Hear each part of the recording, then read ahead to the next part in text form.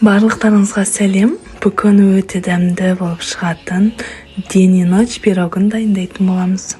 Ол үшін ыдысымызға 3 жұмыртқамызды, үстінен қантымызды салып, жақсылап миксерлейміз. 1-2 минуттай жақсылап аппақ болғанша миксерлеп аламыз. Оның үстінен сүтімізді және ерітілген сары майымызды құятын боламыз. Оны да миксерлейміз. Барлық құрамын төмендегі описание бөліміне қалдырамын. Електен өткен ұнымызға 1 ас қасық қопсытқышымызды қосып, массамызға салып, 2-ге бөліп осылай миксерлейтін боламыз.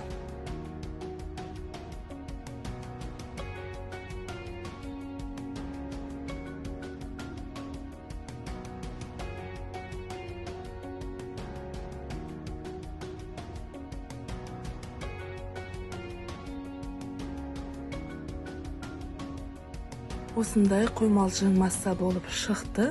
Осы массаны 2-ге бөліп алатын боламыз.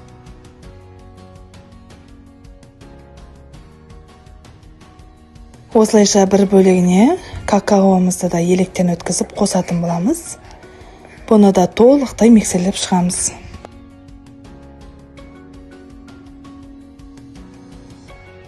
Осылай миксерлеп болғаннан соң формамызды дайындап, майлаудың қажеті жоқ. Дәл ортасына стаканымызды қойып, 2 жағынан 2 массаны осылай құйып шығатын боламыз.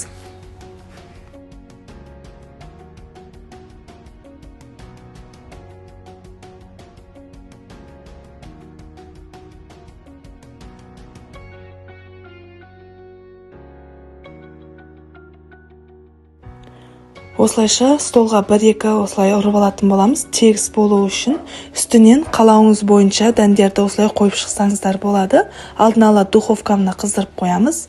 Ортасындағы стакан сынып кетпейді ыстыққа.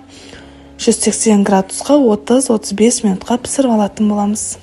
Кішкене суығаннан соң стаканды жай ғана алатын боламыз. Осылайша біздің пирогымыз дайын болды.